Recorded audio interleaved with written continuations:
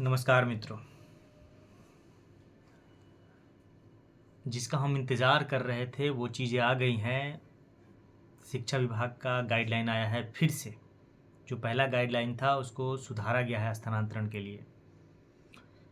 जिस दिन मैं शिक्षा विभाग गया था उस दिन मीटिंग चल रही थी। आपको बताया भी था कि मीटिंग के बाद कुछ डिसीजन होगा और वो डिसीजन लिया गया कुछ, और सारी कंक्लूजन आज शिक्षा विभाग का जो आदेश आया है 6-7 पेज का है स्थानांतरण का, उसी में सारा कुछ दिया गया है।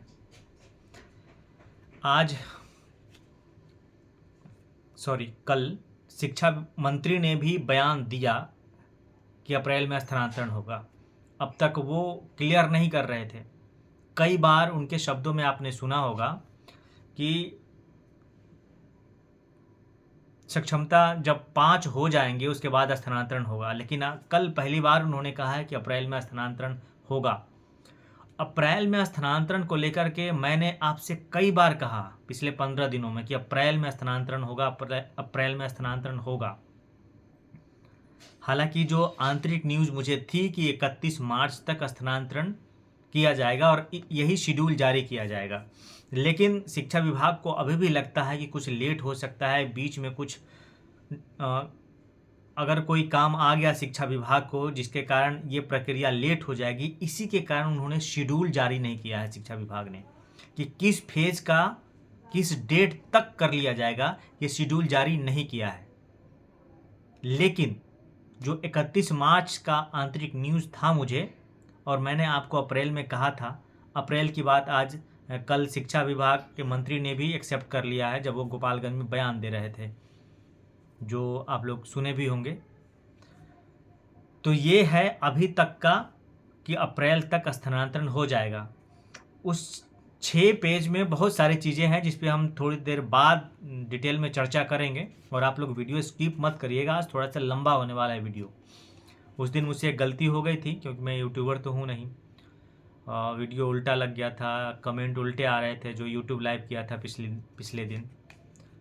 तो कभी कभी वीडियो भी लंबा हो जाता है। जैसे पिछले 48 घंटे से मैंने कोई भी वीडियो बनाया नहीं। एक वीडियो आया था जो भी बिहार में सहायक प्राध्यापक असिस्टेंट प्रोफेसर की बहाली होनी है, उसमें विश्वविद्यालय चयन आयोग के जो चेयरमैन हैं उनका कुछ बयान था, उसको लेकर एक पोस्ट किया था। नहीं तो लगभग 48-46 घंटे हो गए मैंने कोई वीडियो डाला ही नहीं। कुछ आंतरिक चीज़ें थी थोड़ी सी, और कुछ व्यस्तता भी हैं। लेकिन उन सब चीज़ों का निचोड़ जो पिछले 48 घंटों में है, वो सारी बातें हम आज करेंगे, अभी करेंगे। आप लोग वीडियो स्किप मत करिएगा, देख लीजिए, क्योंकि बार बार अब रोज़ वीडियो नहीं डालता हूँ। कभी कभी तो 2-3 दिन हो जाते हैं वीडियो डाले हुए, और इसी में कई सारे साथी जो इतने व्यग्र हैं वो चाहते हैं कि रोज़ वीडियो आए स्थानांतरण पर मैं रोज़ कुछ कुछ बोलूँ। उन्होंने 1-2 चैनल भी लेफ्ट कर गए वो, और पता नहीं किस किस का वीडियो देख रहे हैं। जितना कह रहा हूँ उतना सुनिए, उतने ही हो रहा है, इससे ज़्यादा इधर कुछ हो नहीं रहा है। मैं पिछले 15-20 दिनों से आपसे कह रहा था ना कि अप्रैल में स्थानांतरण होगा। शिक्षा विभाग के मंत्री ने बयान वो दे दिया, अप्रैल में होगा। कल जो मीटिंग, परसों जो मीटिंग थी शिक्षा विभाग में गया हुआ था, उसके बारे में भी आपसे चर्चा की थी। मीटिंग लगभग 6:30 बजे ख़त्म हुई थी। उसके बाद ये सब डिसीजन लिया गया था, और उस डिसीजन की परिणति में आज वो गाइडलाइन या शिक्षा विभाग का आदेश स्थानांतरण से संबंधित जो है 6-7 पेज का, वो जारी किया गया है। इसके अलावा कुछ देख लेते हैं, तब फिर विस्तृत चर्चा उस पर करेंगे हम। जैसे TRE-1 की जो सप्लीमेंट्री में NIOS को हटा दिया गया था, आपको जो कोर्ट का आदेश आया है, तो NIOS का पुनः काउंसलिंग होगा 10 तारीख को। तो जो लोग सप्लीमेंट्री रिजल्ट में, जिनका रिजल्ट आया था और काउंसलिंग नहीं हुआ था, NIOS वाले साथी, वो 10 तारीख को पता कर लेंगे कहाँ पे होगा। पटना का तो है, लेकिन अपने अपने ज़िले में अगर होगा तो आप देख लेंगे। शायद एक ही जगह अगर पटना में है तो भी आप पता कर लेंगे कि कहाँ होना है। शायद काउंसलिंग मदन मोहन झा सभागार विकास भवन यानी शिक्षा भवन में होगा।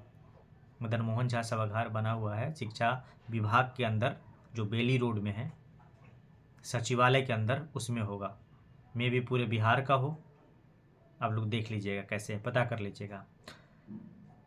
प्रधान शिक्षक की भी तीसरी काउंसलिंग होगी, 2 बार काउंसलिंग हो चुकी है।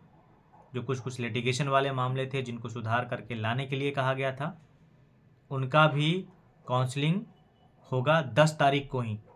अपने अपने ज़िला में आप लोग जगह पता कर लीजिएगा डीओ के यहाँ से कि 10 तारीख को कहाँ काउंसलिंग होगी। मैं प्रधान शिक्षक की बात कर रहा हूँ।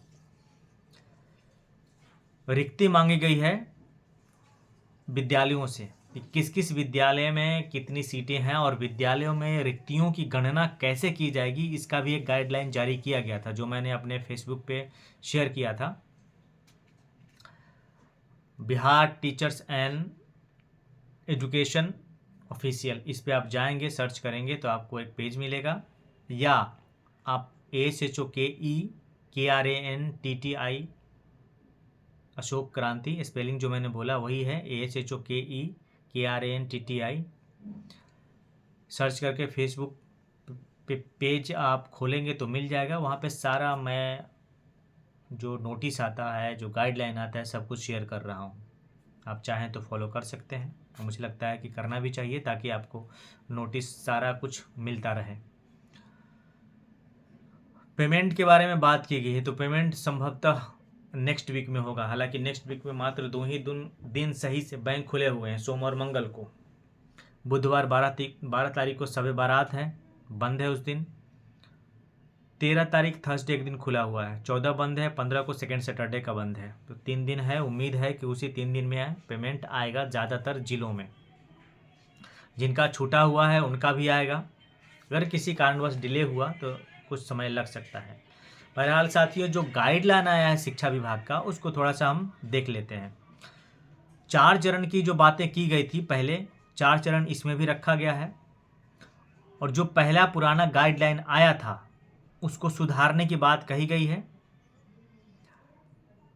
इसमें भी 16 लोगों को जो पदाधिकारी बनाया गया है उनका नाम दिया गया है कि यही लोग सिलेक्शन चीज़ों को करेंगे, स्क्रूटनी करेंगे, छांटेंगे और फॉर्म को जांच करेंगे।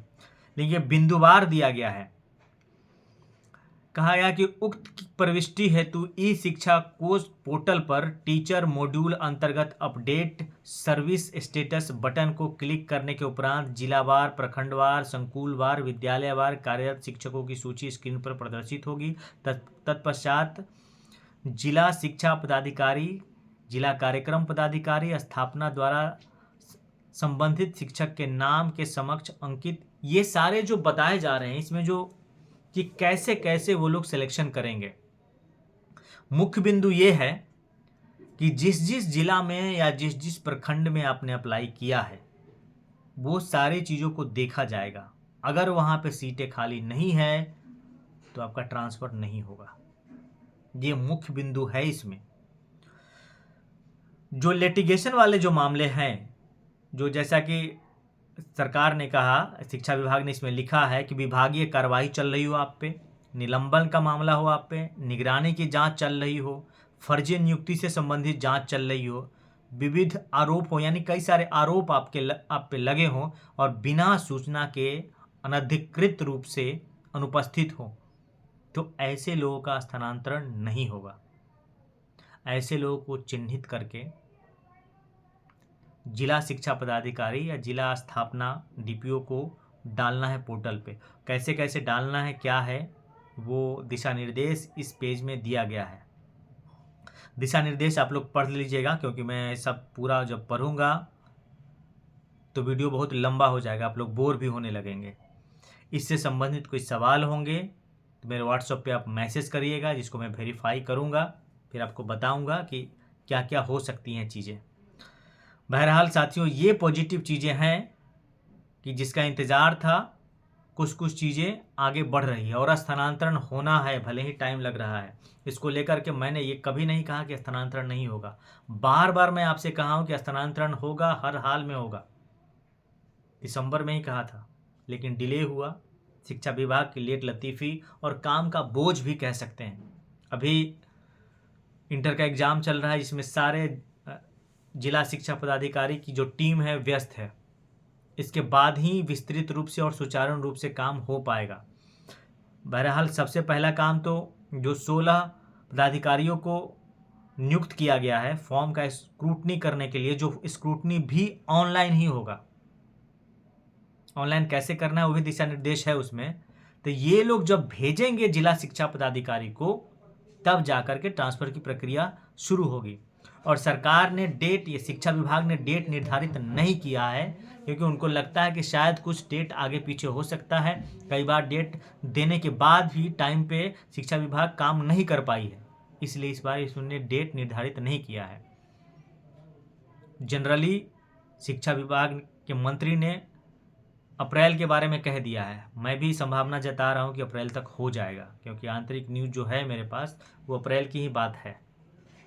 तो आप लोग इंतज़ार करिए। एक अच्छी न्यूज़ है कि स्थानांतरण को लेकर के बातें आगे बढ़ी हैं, और इसमें से जो भी साथी नेट या पीएचडी हैं उसको लेकर के भी मैं आगे बातें करूँगा।